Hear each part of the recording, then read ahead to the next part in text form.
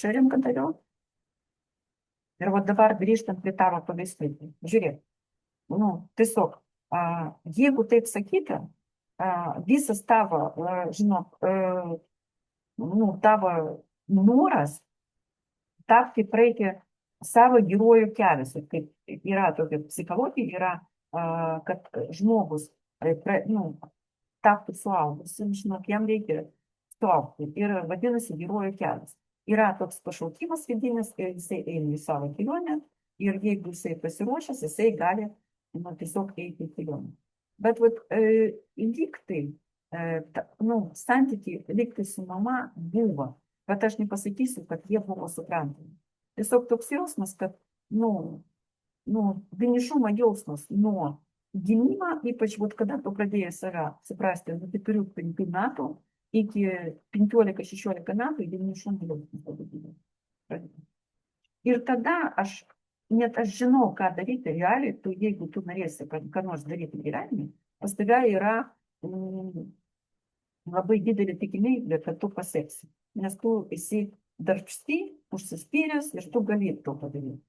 Pas tave tik tavo ego būklė, tiesiog, žinok, kaip pasakyti, tu gyvenai tokiai kultūrai, kad jeigu tu pasakysi savo nuomonę, tau negalima buvo sakyti jokių būdų savo nuomonę.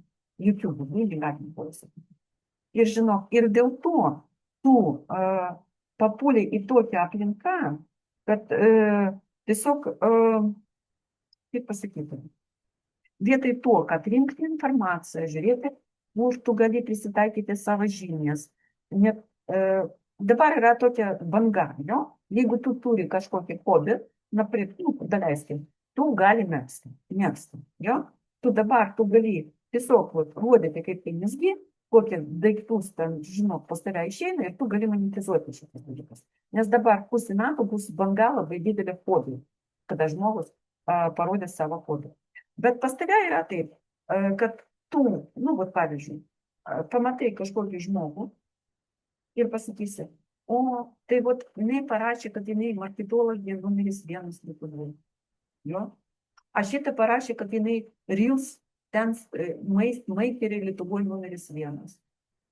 Aš ten numeris 101, tai pas mane niekas neturi. Tu tiesiog darai idealizaciją kitų žmonių. Ir savo nepasitikė.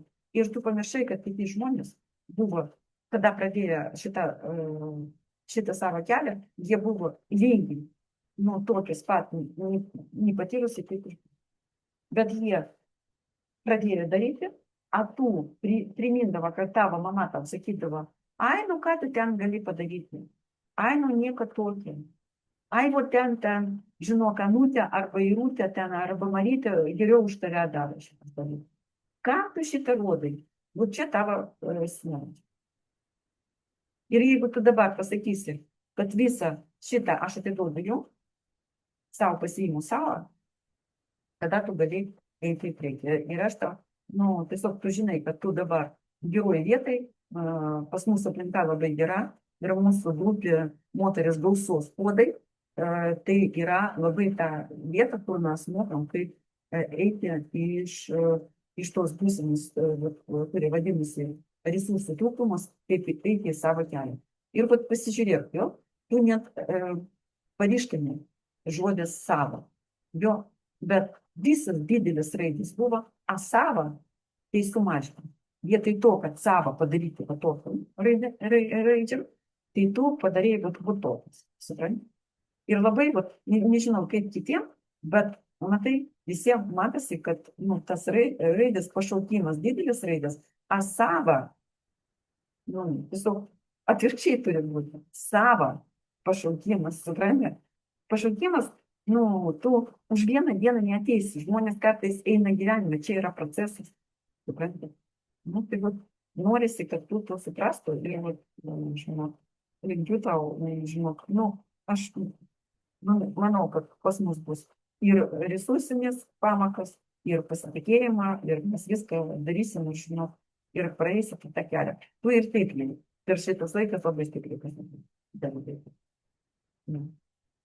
Palyginant su tai, kada tu atėjai, su tų hormonų, kiekį. Nu, tarp kitko tau pasakoju. Labai įdomu. Mhm. Nu tai vat. Nu ką, einam toliau, jo? Ar yra kažkokių klausimų, merginas? Kokių klausimų turi?